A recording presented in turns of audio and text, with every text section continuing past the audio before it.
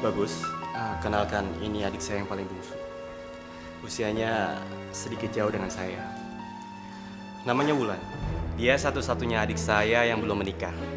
Dan Wulan inilah yang akan menerima semua beban kesialan-kesialan kamu dan Ayu. Karena mencari orang dengan tugas seberat ini sangatlah susah. Saya minta kamu menjaga adik saya dengan baik. Perkenalkan, saya Wulan. Wulan. Bagus.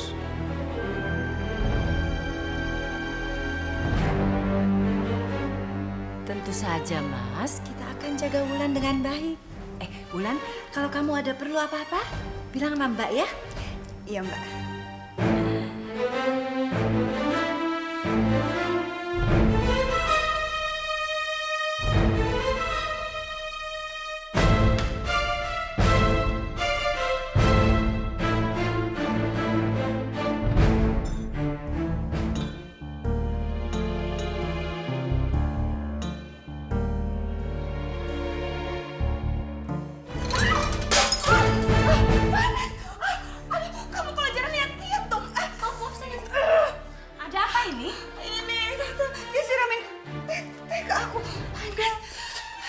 Saya nggak sengaja kok, Ma. Ayo, kamu nggak apa-apa. Kamu pasti sengaja kan? Kok siramin teh ini ke aku? Karena kamu nggak suka, aku akan menikah sama Mas Bagus. Asal kamu tahu ya, aku juga seneng kok kalau pernikahannya batal. Kalau memang itu maunya kamu.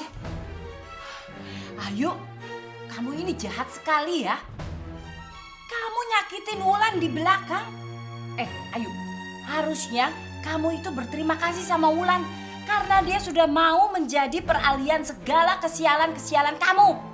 Ma, sudahlah Ma. Aku yakin Ayu nggak sengaja melakukan ini. Bagus, kamu nggak usah belain Ayu. Mentang-mentang dia masih jadi istri kamu.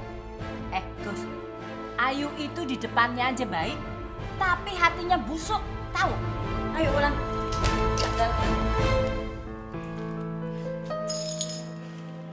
Ya sudah, aku percaya kok. Kamu pasti nggak sengaja melakukan ini. Kamu nggak usah bikin teh lagi buat aku ya.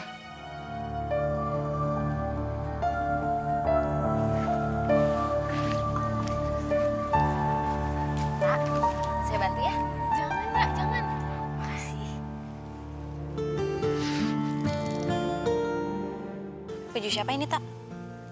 Ya, kalau bukan baju Mbak dan Ibu ya pasti baju Mbak Wulan. Tapi aku heran ya, Mbak. Maaf ya. Kok orang kampung punya baju seksi kayak beginian ya? Ya, setahu aku sih kalau punya baju seksi kayak begini cuma apa? Saya nggak enak, Mbak, ngomongnya.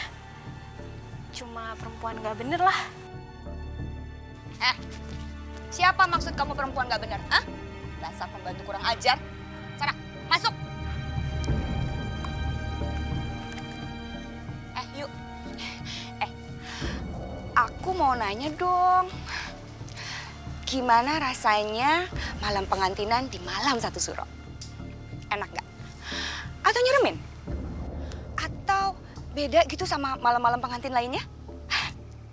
Jadi penasaran, aku kasih tahu dong. Soalnya sebentar lagi aku sama suami kamu, Mas Bagus, bakal ngalamin yang namanya malam pengantinan di malam satu suro. Kira-kira Mas Bagus sama aku.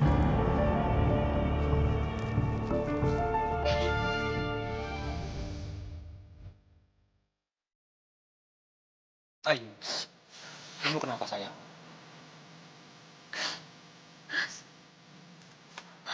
Aku nggak tahan ngadepin malam satu suruh besok.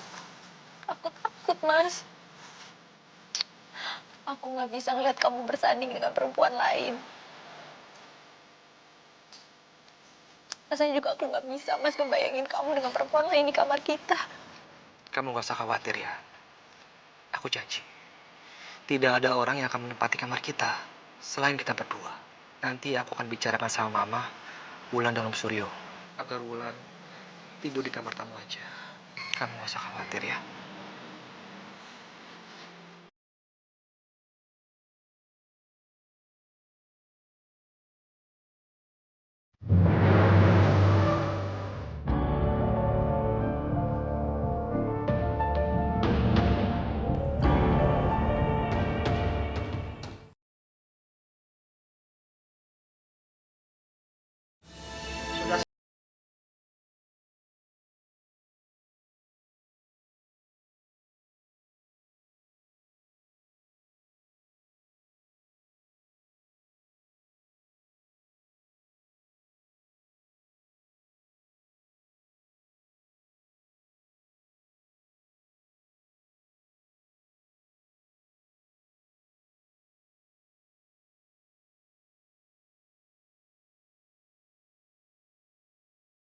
malam satu suro. Jadi sekarang terpaksa mereka bercerai dulu. Astagfirullahaladzim, Bu. Kata siapa jalan keluarnya seperti ini? Ini namanya mempermainkan Allah. Karena pernikahan itu suci di mata Allah. Lebih baik acara ini dibatalkan saja. Karena ini bid'ah, bisa menimbulkan dosa. Alah, Pak Ustadz ini tahu apa sih? Perkawinan anak saya dengan istri pertamanya itu sial terus. Karena mereka menikah di malam pantangan ini. Hidup mereka nggak pernah bahagia. Astagfirullahaladzim. Apakah dulu Ibu merestui pernikahan anak Ibu dan meridhoinya? Ya jelas saya nggak ridho. Karena mereka melanggar pantangan. Itulah, Bu. Kesialan itu bukan karena mereka menikah di malam satu suro, tapi karena tidak mendapat ridho dari Ibu. Karena ridho Allah terletak pada ridho kedua orang tuanya. Kurang ajar Ustadz ini. Dia bisa bikin semua rencanaku gagal. Pak Ustadz, udahlah. Dengan segala hormat, saya minta Pak Ustadz tidak mengganggu acara yang sudah kami rancang jauh-jauh hari ini. Jadi, silakan Pak Ustadz tinggalkan rumah kami. Baiklah, Bu. Assalamualaikum warahmatullahi wabarakatuh. Waalaikumsalam.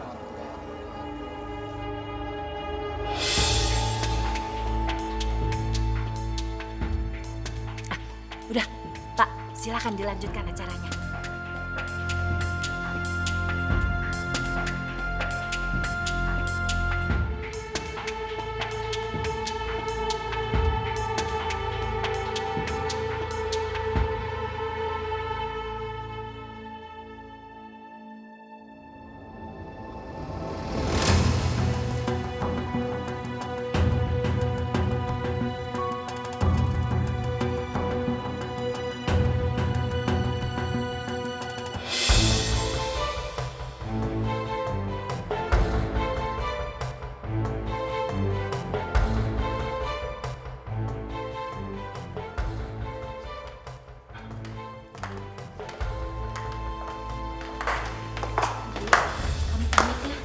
Iya. Pak, bagus akan antarkan Ayu dan Ibu Fatimah sampai rumah kontrakan. Ya, tapi kamu harus langsung pulang ya, Bagus. Karena Ayu itu kan bukan istri kamu lagi. Sekarang istri baru kamu ini Wulan.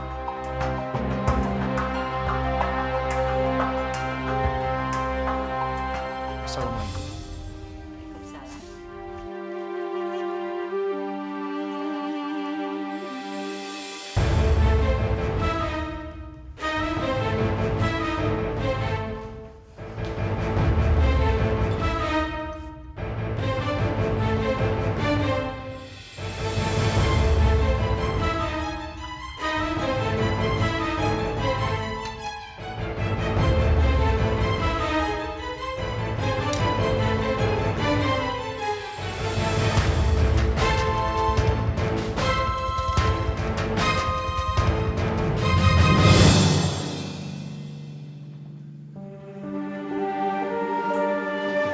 Diminum kopinya ya.